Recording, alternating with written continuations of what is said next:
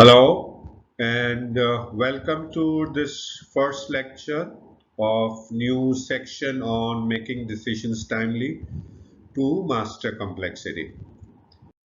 So in this section we will help you learn how to make decisions in a timely manner, and when we say make decisions, meaning right decisions, and we will talk to you about how can you know whether you are making the right decisions and then make them timely. And in this particular lecture, we will start with understanding how can you make decisions timely, right? So what do you think? What can be done so that you can make decisions timely, right decisions timely? Any thoughts? Before we get into how can you make right decisions, let's understand, let's analyze ourselves. Why are we not able to make decisions timely? Why are we not able to make right decisions timely? Any thoughts? See, the answer is staring in your face. It's basically because of over analysis or procrastination. So either we keep analyzing the situation and then are not able to get into what is called analysis paralysis, or we don't even start thinking about taking a decision. So these are the two main reasons for not being able to make decisions timely, the right decisions, right? So let's look at why do we do over analysis? Why do we get into analysis paralysis, or why does procrastination happen? Any thoughts? There are many reasons. The first is, as you see, more the options are available for you to make decision, more time it takes. If you have only one option and you have no other option and you have not thought about, or you really don't have an option, there's no decision to be made. You just go ahead and do what that option presents you, right? If you have two options, it's relatively easy, right? And if you have, let's say, 15 options or 20 options, then it become more difficult? And then either the over analysis or procrastination happen. Either you delay and say, hey, this is a complex situation, I don't know what to do, so let me sleep over it, or let me ask someone. Or second, you keep going and analyzing those 15, 20 options and you don't know which one is the right one, and that's why the decision gets never taken, right?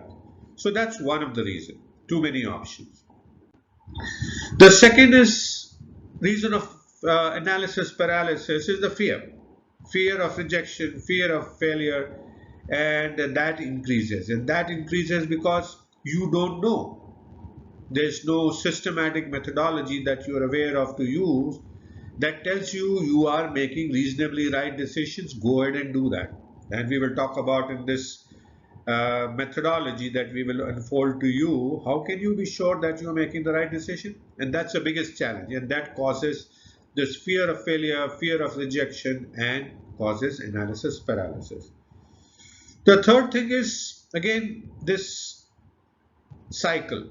You want to make a decision, you analyze the choices, whether it is 2, 3, 15, and then you overthink everything. You finally come to a decision, and then there is uncertainty about what will happen. I don't know which one is the right one. Am I doing the right things? Am I meeting the right objectives? What am I doing? So these are the questions that cause further analysis paralysis.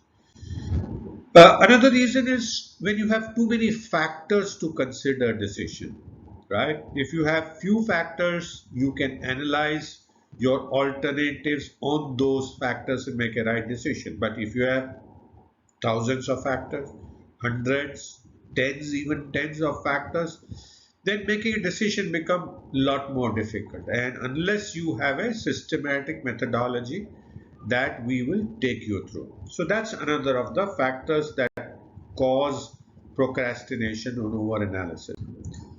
The another and interesting way reasons for why people procrastinate is you are not able to manage time, you overestimate the time taken, or you underestimate the time taken. You're unclear on what to do. You are not sure about what decision to make, how to make. You have lack of interest, you're not motivated, cannot see where this task is. and then sometimes voluntary you delay. So these are many reasons because of which procrastination happens, the decisions don't get taken timely.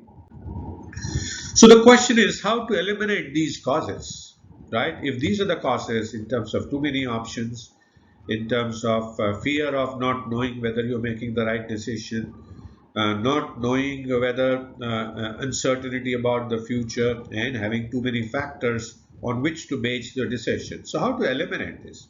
One obviously is to reduce that, but if you have these many factors, if you have many options, wouldn't it be better for you to have a methodology by which you can overcome these challenges?